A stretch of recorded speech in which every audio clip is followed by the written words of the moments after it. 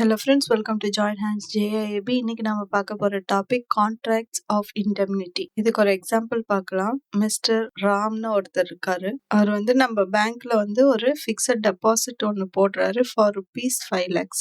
அவர் வீட்டுக்கு எடுத்துட்டு போற வழியிலே இந்த ஃபிக்ஸட் டெபாசிட்டை எங்கேயோ மிஸ் பண்ணிட்டாரு, இல்லைன்னா தொலைச்சிட்டாரு அப்படின்னா அப்போ அவர் பேங்க்ல என்ன பண்ணுவாரு, நான் ஒரு ஃபிக்ஸட் டெபாசிட் போட்டிருந்தேன் ₹5 lakh அதை நான் தொலைச்சிட்டேன், எனக்கு வேற ஒரு டூப்ளிகேட் ஒன்னு கொடுங்க அப்படின்னு சொல்லி கேட்பாங்க. அப்போ பேங்க் என்ன பண்ணுவாங்க, மிஸ்டர் ராம் கிட்ட ஒரு இண்டெம்னிட்டி பாண்ட் ஒன்னு வாங்கின்னு கொடுங்க, நாங்க உங்களுக்கு வேற டூப்ளிகேட் ரெசிப்ட் போட்டு கொடுக்குறோம் அப்படின்னு சொல்லுவாங்க. இந்த இண்டெம்னிட்டி பாண்டுங்கிறது என்ன அப்படின்னு பாத்தீங்கன்னா, ஃபியூச்சர்ல மிஸ்டர் ராம்னாலேயோ இல்ல வேற யாரோ ஒரு பர்சனாலேயோ பேங்க்குக்கு ஏதாவது லாஸ் வந்தது அப்படின்னா மிஸ்டர் ராம் பேங்கோடைய லாஸை சரி கட்ட சம்மதிக்கிறார் அப்படிங்கிறது தான் இண்டெம்னிட்டி பாண்ட். ஏன் அப்படின்னா, சப்போஸ் இந்த மிஸ் பண்ண எஃப்டி ஒரு 3 மாசம் கழிச்சோ இல்ல 6 மாசம் கழிச்சோ மிஸ்டர் ராம் கையிலே கிடைக்கலாம், அப்படி இல்லைன்னா வேற யாருக்கோ கூட கிடைக்கலாம். அப்படி கிடைச்சதுன்னா அவங்க நமக்கு பேங்க்ல எடுத்துன்னு கொடுத்துட்டு, நாங்க உங்களோட ரெசிப்டை எடுத்துட்டு கொடுத்துருக்கோம், ஆனா நீங்க எங்களுக்கு காசை கொடுக்க மாட்டீங்க அப்படின்னு பிரச்சனை பண்ணுவாங்க. நம்ம இதுவே இண்டெம்னிட்டி பாண்டை வாங்கிட்டு டூப்ளிகேட் இஷ்யூ பண்ணோம் அப்படின்னா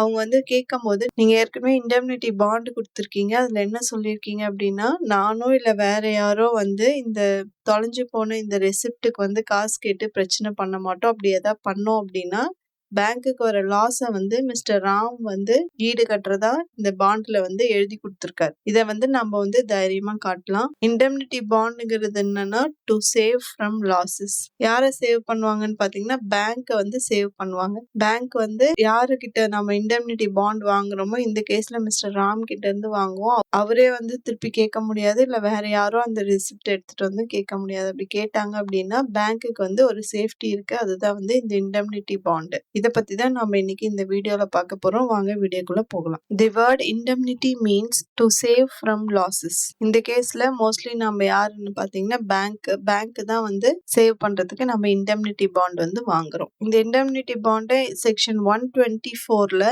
இந்தியன் கான்ட்ராக்ட் ஆக்ட் 1872ல தான் டிஃபைன் பண்ணியிருக்காங்க. என்னன்னு சொல்லியிருக்காங்க அப்படின்னா, a contract by which one person promises to save the other from loss caused by him by the conduct of the promiser himself or by the conduct of any other person is called a contract of indemnity. இது ஒரு contract. இதுல ஒரு party promise பண்றாங்க to save the other from loss. நம்மளோட கேஸ்ல பாத்தீங்கன்னா mister Ram பேங்க்குக்கு எழுதி கொடுக்குறாரு. அப்போ பேங்க் அவர் லாஸ்ல இருந்து காப்பாத்துறதா அர்த்தம். அதுதான் கான்ட்ராக்ட் ஆஃப் இண்டெம்னிட்டின்னு ஏற்கனவே பார்த்தோம். அதுதான் இங்க மறுபடியும் சொல்லியிருக்காங்க. இந்த கான்ட்ராக்ட் ஆஃப் இண்டெம்னிட்டில 2 பேர் இருப்பாங்க. Person giving the promise is called the indemnifier. இதுல மிஸ்டர் ராம் தான் indemnifier. The person to whom the promise is made is called indemnified or indemnity holder. Bank தான் இண்டெம்னிஃபைட் இல்லைன்னா இண்டெம்னிட்டி ஹோல்டர். நம்மளோட கேஸ்ல ராம் பாத்தீங்கன்னா இண்டெம்னிஃபையர். கான்ட்ராக்ட் ஆஃப் இண்டெம்னிட்டில 2 party இருப்பாங்க. ஒருத்தர் இன்னொருத்தர் லாஸ்ல இருந்து சேவ் பண்றேன்னு எழுதி கொடுக்கறது தான் இண்டெம்னிட்டி bond. There are 2 types of indemnity. One is explicit and another one is implied. எக்ஸ்பிளிசிட்னா அந்த கான்ட்ராக்டை ரிட்டனா கொடுப்பாங்க, அதுதான் எக்ஸ்பிளிசிட். இம்ப்ளைட்னா ரிட்டனா இருக்காது, ஆனா நீங்களே புரிஞ்சுப்பீங்க. இப்ப நம்ம ஒரு 5 ஸ்டார் ஹோட்டலுக்கு போனா ஒரு டீ குடிச்சா கூட ₹300 ஆகும், அது நம்மளுக்கு தெரியும் இல்லையா? அந்த மாதிரி இதுல எதுவும் ரிட்டனாலாம் இருக்காது, ஆனா நீங்களே புரிஞ்சுக்கிறது தான் implied.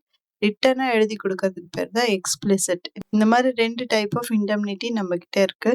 Number of parties to the contract யார் யாருன்னு பாத்தீங்கன்னா, இதுல 2 பார்ட்டி இருப்பாங்க. ஒருத்தங்க indemnifier and another one is indemnified or indemnity holder. Contingent risk பாத்தீங்கன்னா, இதுல ரிஸ்க் இஸ் கண்டிஞ்சென்ட். ஏன்னா இதுல சப்போஸ் அந்த எஃப்டி கிடைச்சாதான் யாராவது எடுத்துன்னு பிரச்சனை பண்ணுவாங்க. எதர் ராமே பிரச்சனை பண்ணலாம், இல்ல யார் கையில அது கிடைக்குதோ அவங்க பிரச்சனை பண்ணலாம். இல்லைன்னா அது நடக்கவே நடக்காது. நிஜமாவே தொலைஞ்சு போயிடுச்சுன்னா அந்த எஃப்டி திரும்பி கிடைக்க போறது இல்லை. அதனால நடந்தாலும் நடக்கலாம், இல்ல நடக்காமலும் போகலாம் அப்படிங்கிறது தான் contingent. Nature of liability. The indemnifier is required to make good the loss as soon as it occurs. அதாவது இண்டெம்னிஃபையர் நம்மளோட கேஸ்ல மிஸ்டர் ராம் தான் வந்து பேங்க்குக்கு வந்து லாஸ்ல இருந்து சேவ் பண்ணணும் அது நடந்துச்சு அப்படின்னா. அப்ப இங்க லைபிலிட்டி யார் பேர்ல இருக்குன்னு பாத்தீங்கன்னா மிஸ்டர் ராம். அதாவது யார் எழுதி கொடுக்குறாங்களோ யார் ப்ராமிஸ் பண்றாங்களோ இண்டெம்னிஃபையர் யாரோ அவரு தான் இந்த கான்ட்ராக்ட பொறுத்த வரைக்கும் லைபிள் ஆவாரு இன்னொரு பார்ட்டிய லாஸ்ல இருந்து சேவ் பண்றதுக்கு. Number of contracts, there are 2 parties to a contract of indemnity and as such only one contract.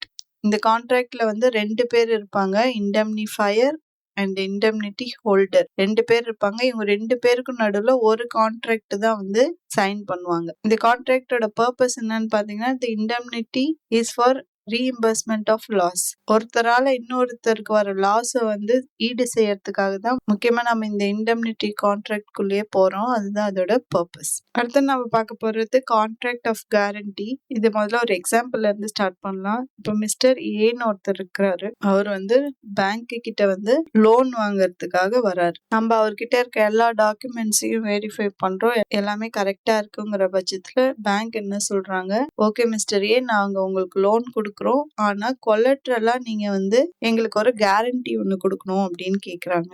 அப்ப மிஸ்டர் ஏவோட ஃப்ரெண்டு தான் வந்து மிஸ்டர் பி. அப்ப ஏ வந்து மிஸ்டர் பி கிட்ட போயிட்டு இந்த மாதிரி என்கிட்ட ஒரு கேரண்டி கேக்குறாங்க, அதுக்கு நீங்க சைன் பண்ண முடியுமா அப்படின்னு பி கிட்ட கேட்டதும் ஓகே நான் சைன் பண்றேன் அப்படின்னு பியும் ஒத்துக்கிட்டு பி வந்து பேங்க் கிட்ட சப்போஸ் மிஸ்டர் ஏ வந்து உங்களுக்கு காசை ரிட்டர்ன் பண்ணல அப்படின்னா நான் வந்து ரிட்டர்ன் பண்றேன், ஏன்னா மிஸ்டர் ஏ வந்து என்னுடைய ஃப்ரெண்டு தான், அவர் இந்த காசை கொடுக்கல அப்படின்னா நான் வந்து இந்த காசை கொடுக்குறேன் அப்படின்னு நம்மளுக்கு பேங்க்குக்கு வந்து அஷூரன்ஸ் கொடுப்பாங்க. இந்த மாதிரி அஷூரன்ஸ் கொடுத்ததும் பேங்க் என்ன பண்ணுவாங்க, லோனை வந்து மிஸ்டர் ஏவுக்கு வந்து கொடுப்பாங்க on the basis of the surety of mister B. இதுக்கு பேர் தான் வந்து நம்ம கான்ட்ராக்ட் ஆஃப் கேரண்டின்னு சொல்றோம். சப்போஸ் மிஸ்டர் ஏ வந்து அந்த காசை ஒழுங்கா திருப்பி கட்டல அப்படின்னா அப்ப பேங்க் என்ன பண்ணுவாங்க, மிஸ்டர் பி கிட்ட இருந்து அந்த காசை வந்து கலெக்ட் பண்ணுவாங்க. ஏன்னா அவர் வந்து மிஸ்டர் ஏ கட்டல அப்படின்னா நான் கட்டுறேன் அப்படின்னு கேரண்டி கொடுத்துருக்கிறதுனால மிஸ்டர் ஏ கட்டாத பட்சத்துல நம்ம மிஸ்டர் பி கிட்ட இருந்து பேங்கோட லோன் அமௌண்ட்டை வந்து